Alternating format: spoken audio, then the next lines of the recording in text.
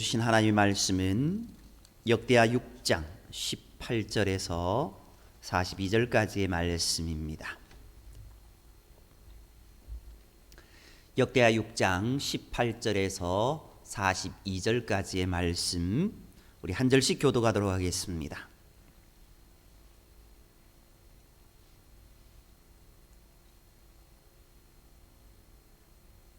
(18절) 제가 먼저 교독하겠습니다.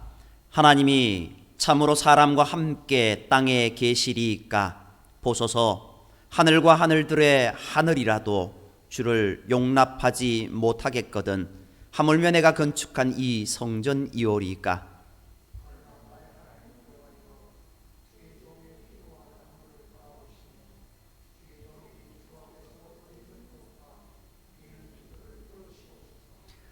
주께서 전에 말씀하시기를 내 이름을 거기에 두리라 하신 곳 이 성전을 향하여 주의 눈이 주야로 보시오며 종이 이곳을 향하여 비는 기도를 들으시옵소서.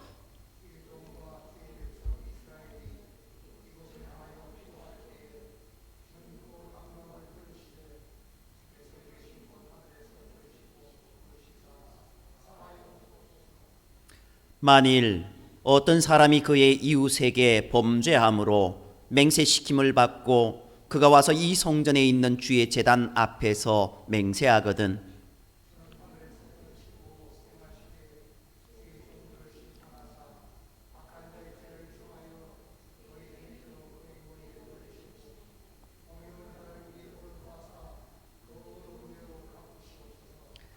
만일 주의 백성 이스라엘이 주께 범죄하여 적국 앞에 패하게 되므로 주의 이름을 인정하고 주께로 돌아와서 이 성전에서 주께 빌며 간구하거든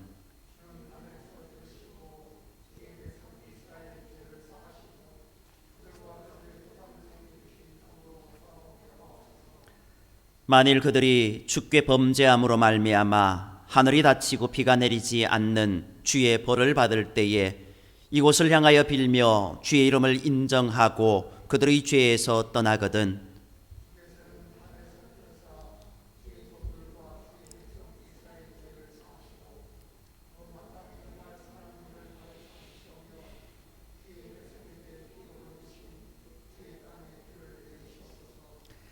만일 이 땅에 기근이나 전염병이 있거나 곡식이 시들거나 깐뽑기가 나거나 메뚜기나 황충이 나거나 적국이 와서 성읍들을 에워싸거나 무슨 재앙이나 무슨 질병이 있거나를 막론하고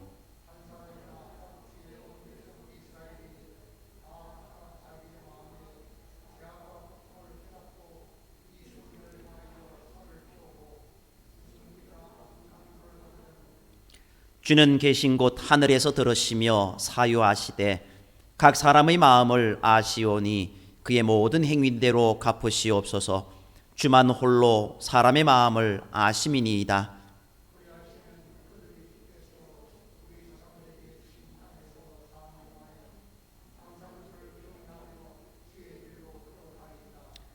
주의 백성 이스라엘에 속하지 않은 이방인에 대하여도 그들이 주의 큰 이름과 능한 손과 펴신 팔을 위하여 먼 지방에서 와서 이 성전을 향하여 기도하거든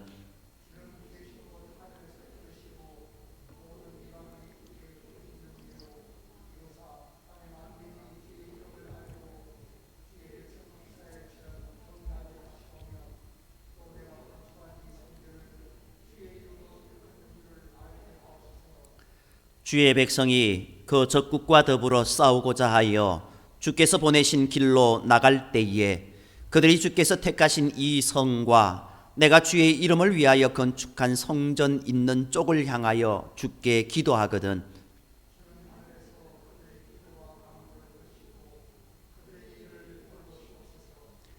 주께 범죄하지 아니하는 사람이 없사오니 그들이 주께 범죄함으로 주께서 그들에게 진노하사 그들을 적국에게 넘기심에 적국이 그들을 사로잡아 땅에 원근을 막론하고 끌고 간 후에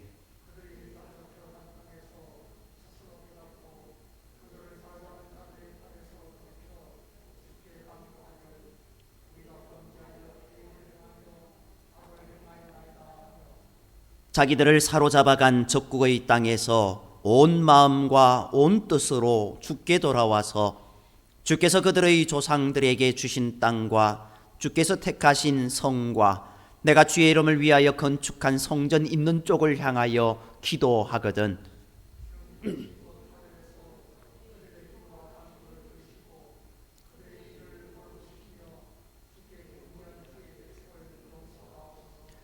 나의 하나님이여 이제 이곳에서 하는 기도에 눈을 드시고 귀를 기울이소서.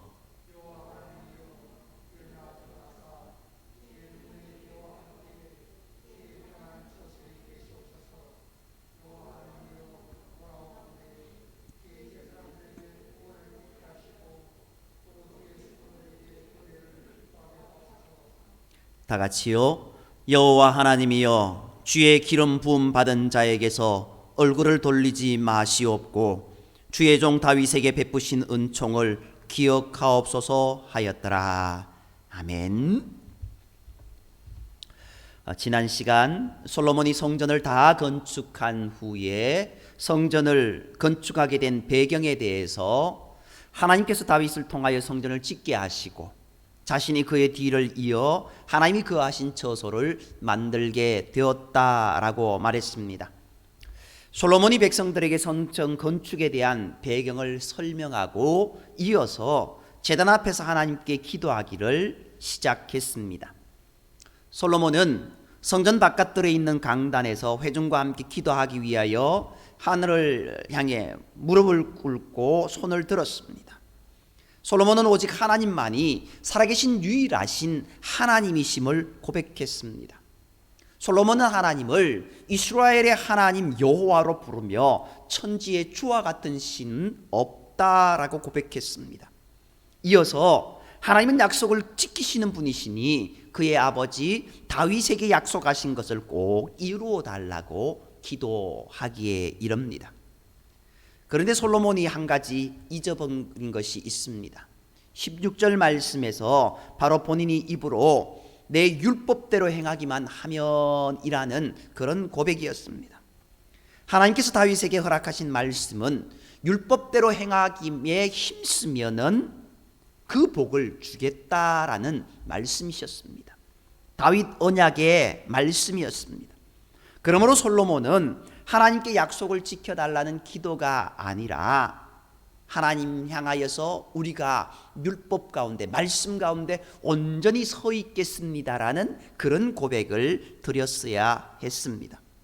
그런데 솔로몬은 자기의 의무는 잊어버리고 하나님께 약속을 지켜달라고 기도했던 모습을 보게 됩니다.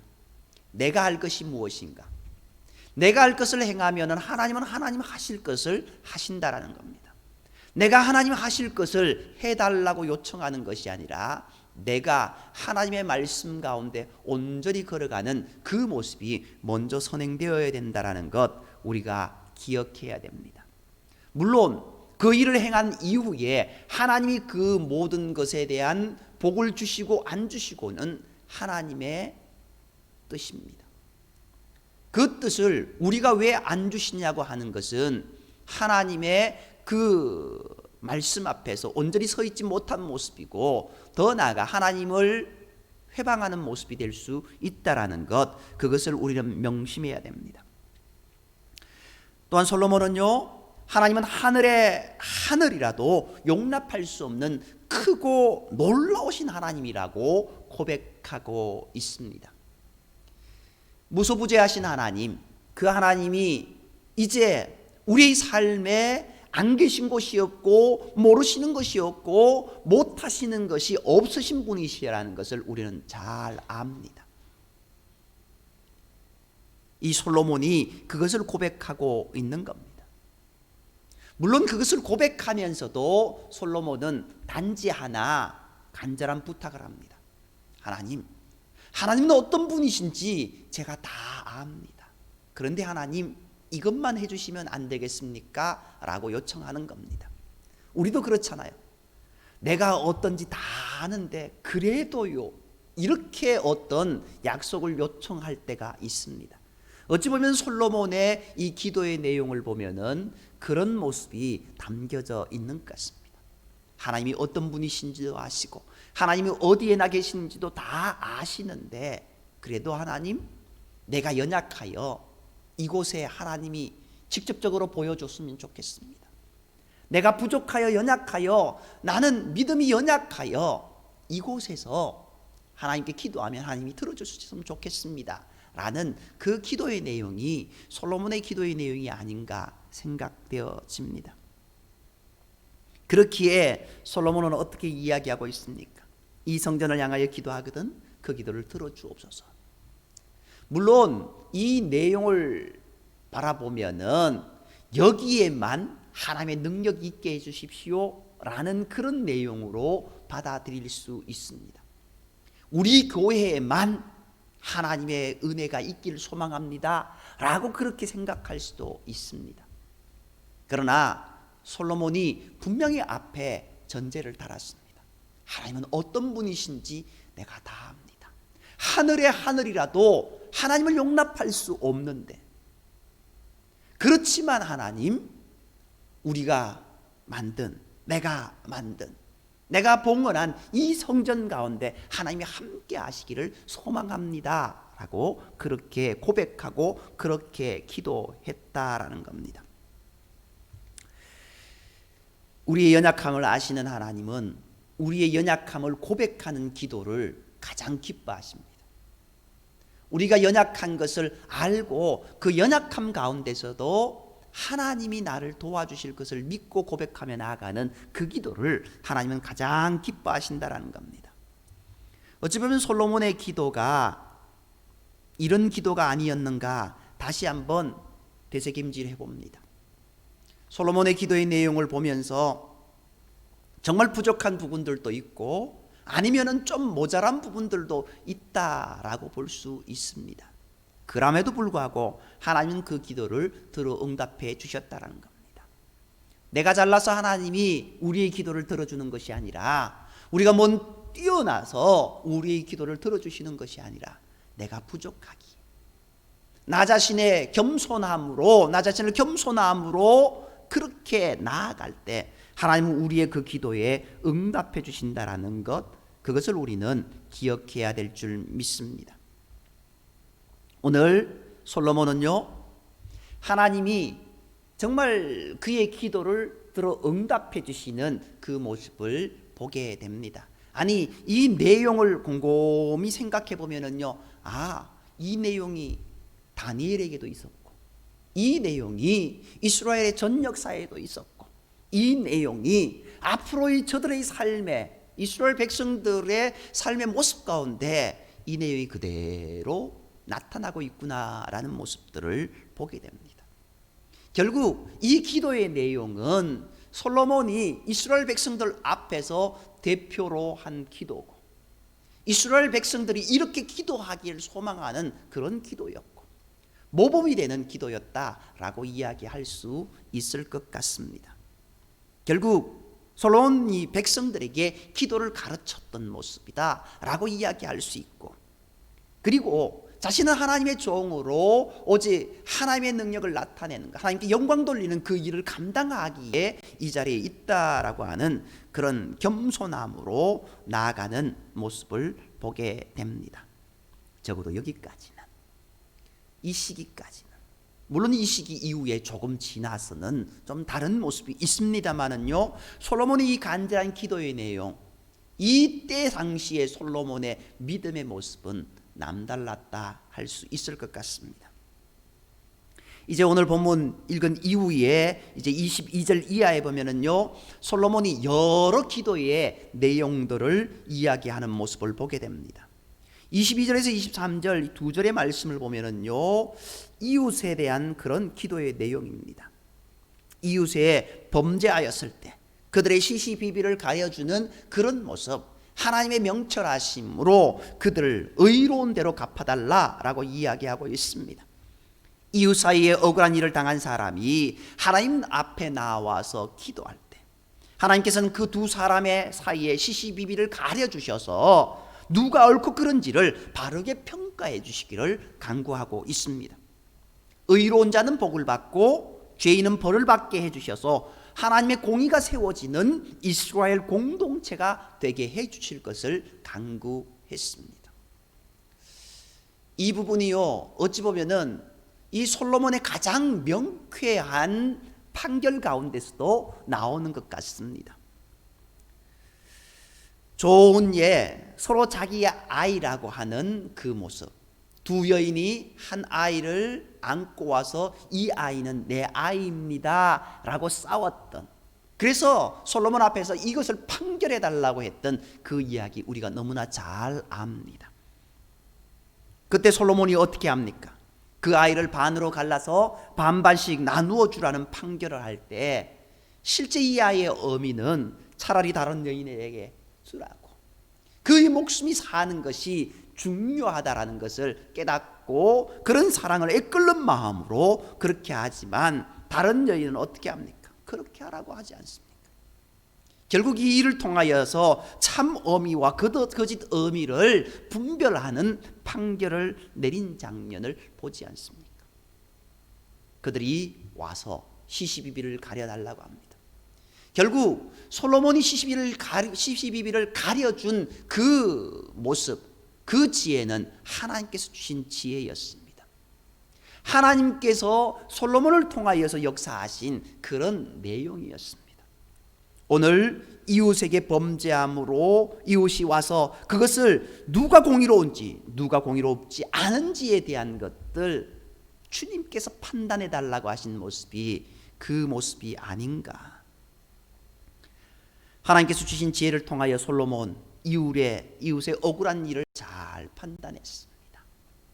하나님은 사람을 통해서 역사하십니다. 오늘 우리가 하나님의 중요한 판결의 도구가 되어야 될 것이고, 하나님이 일하시는 도구가 되기를 소망하며 믿음으로 나아가는 그런 모습이 되기를 원합니다. 이런 모습이 우리 가운데 있게 해달라고, 이런 지혜가 우리 가운데 있게 해달라고 기도해야 될 줄 믿습니다. 이제 24절 25절 말씀을 보면은요, 적국에서 패했을 때의 기도의 내용입니다. 적국과의 전쟁에서 패한 후에 하나님의 성전에 와서 자기들의 죄를 깨닫고 회개하면 하나님께서 응답해 주셔서 흩어졌던 그런 많은 백성들을 다시 자기의 땅으로 돌아오게 해 주실 것을 간구하고 있습니다.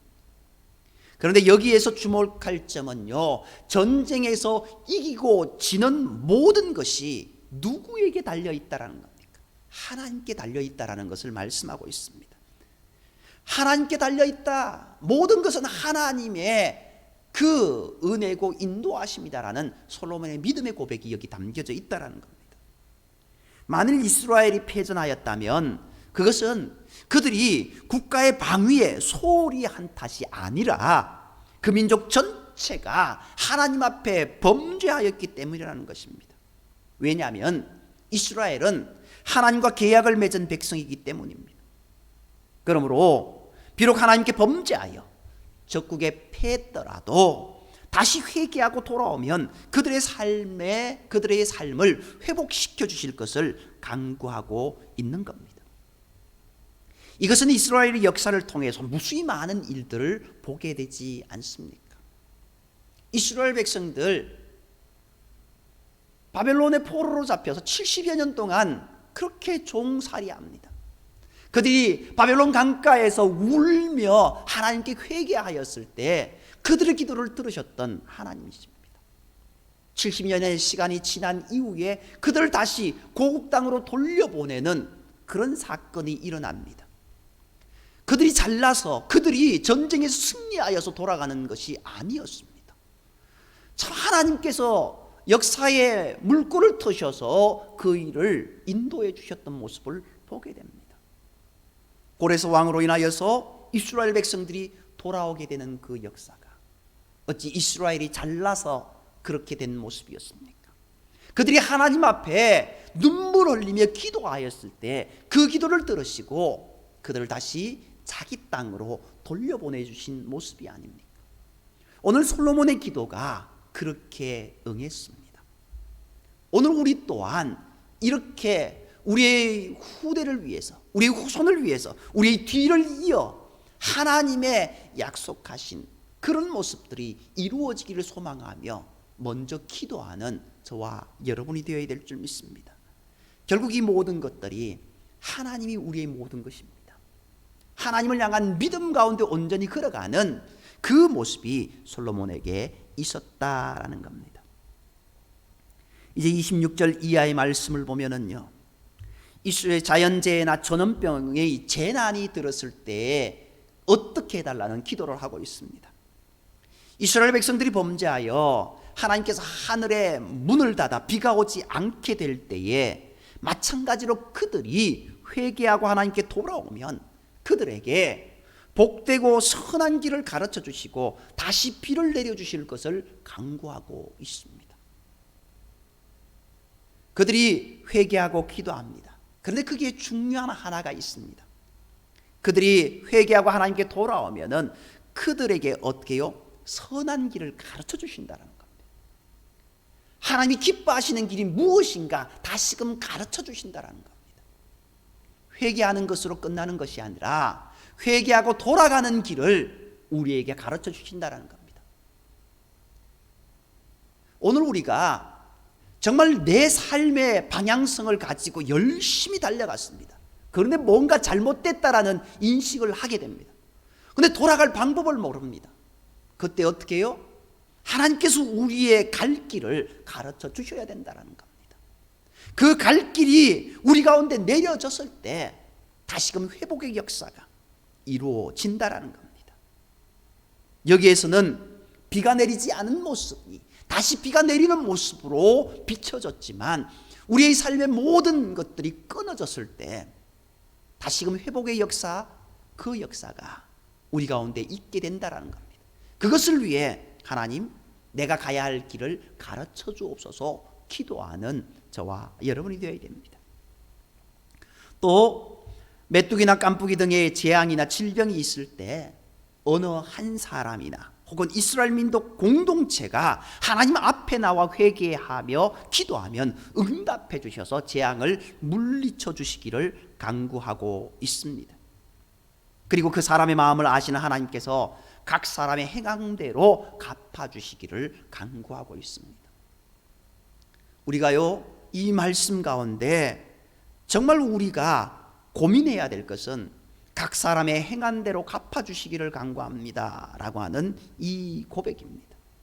오늘 우리가 우리의 길을 걸어가는 모습들, 이것을 하나님은 늘 지켜보고 계신다라는 겁니다. 우리의 삶의 매 순간순간 하나님을 의지하며 기도하며 나아가야 되는데 그렇게 가지 못하는 것들을 하나님은 보고 계신다라는 겁니다. 그때 다행히 하나님께 기도하고 회개하고 돌아온다고 하면은 그것을 다 없는 것으로 도말시켜 주시지만 하나님께로 돌아오지 못한다고 하면 그것이 나의 큰 악이 되어서 영원한 심판의 자리로 돌아갈 수밖에 없다라는 것 우리가 생각해야 됩니다. 오늘날 우리는 코로나19라는 전염병의 시대를 살고 있습니다. 이 모든 것이 우리의 잘못된 신앙의 모습이고 우리의 잘못된 믿음의 모습이었다라는 것을 다시금 되새기고 우리가 오직 믿음으로 나아가겠다라고 다짐하는 저와 여러분이 되어야 됩니다. 그것이 먼저입니다. 그때 하나님은 선하신 역사하심으로 우리에게 올바른 해결책을 허락해 주시고 다시금 회복되어지는 역사를 허락해 주실 줄 믿습니다. 그리고 이 이후의 모습은요, 여러 가지 모습이 있지만 이방인을 위한 기도의 모습도 있습니다. 구약의 모습들, 이스라엘 백성들은 선민 사상을 가지고 있습니다. 우리는 하나님의 백성이다. 우리는 하나님의 구원받은 백성이다. 그런데 솔로몬의 기도의 내용을 보면은요, 그 모습과는 전혀 다른 모습이 있습니다. 32절 말씀 보면은요, 주의 백성 이스라엘에 속하지 않은 이방인에 대하여도 그들이 주의 큰 이름과 능한 손과 펴신 팔을 위하여 먼 지방에서 와서 이 성전을 향하여 기도하거든 이들 이스라엘처럼 주님께서 인도하여 달라고 그렇게 고백하고 있습니다. 어떻게 솔로몬이 이러한 기도를 할 수 있었을까 생각해 봅니다. 이스라엘 백성들 선민 사상, 우리만 구원받다, 우리만 하나님의 신실한 백성이다라고 하는 그런 사상을 가지고 있었던 그들이었는데, 어떻게 이스라엘의 왕이었던 솔로몬이 이러한 기도를 할 수 있었을까? 참 놀라운 기도가 아닐 수 없습니다. 이스라엘 백성들, 이방인들 짐승 취급하던 때였습니다. 그런데 그들을 향하여서 기도하고 있다라는 것, 오늘 우리가 거들떠도 보지 않은 사람들, 우리가 저 사람은 절대도 아니라고 하는 그 사람조차도 기도하며 나아가는 저와 여러분이 되어야 된다는 겁니다. 그것을 솔로몬이 우리에게 보여주고 있습니다. 그리고 34절 35절 말씀을 보면은요, 이스라엘 사람들이 적과 싸우기 위해 전쟁터에 나갈 때 이 성전을 향하여 기도하면 역시 응답해 주실 것을 기도하고 있습니다. 그런데요, 이 모습 가운데는요, 전제가 하나 달려 있습니다. 이스라엘 백성들의 전쟁의 그 모습은요, 하나님이 전쟁에 나가라고 하면 나가는 그런 일이 있었습니다. 그 일이 아니면은요, 전쟁터에 나가면은요, 패할 수밖에 없었습니다. 다윗이 항상 하나님께 묻고 전쟁터에 나아갔던 모습을 보게 됩니다. 하나님, 내가 올라갈까요? 내가 뒤쫓아갈까요? 내가 이 전쟁에 승리할 수 있을까요? 그래, 가라. 그래, 승리할 수 있다라는 그 하나님의 명령, 말씀이 떨어졌을 때 다윗이 나아가서 그렇게 승승장구했던 모습을 보게 됩니다. 이 단순한 그런 기도의 내용이지만요, 하나님, 우리는 하나님께 기도합니다. 하나님이 말씀하여 주옵소서. 우리가 나갈까요? 말까요? 하나님의 도우심을 구하며 하나님의 인도하심을 구하는 기도가 전쟁터에 나가는 자들, 그들을 향한 기도였다라는 것을 보고 있습니다. 그리고 이스라엘 백성들이 포로가 되었을 때를 위한 기도입니다. 36절 이하의 말씀, 앞부분에 말씀드렸던 그 모습과 마찬가지입니다. 이스라엘 백성들이 적군에 패하여 포로가 되었을 때에도 이 성전을 향하여 그들의 죄를 회개하여 기도하면 그 죄를 용서하여 주시고 응답해 주실 것을 이야기하고 있습니다. 그래서 다시금 돌아올 수 있는 은혜가 있게 해달라고 그렇게 고백하고 있습니다. 이스라엘 백성들, 실제 그 모습이 그들의 역사 속에 그대로 녹아졌던 모습을 보게 됩니다. 그리고 이제 40절 이하의 말씀은요, 성전을 위한 기도를 마무리하면서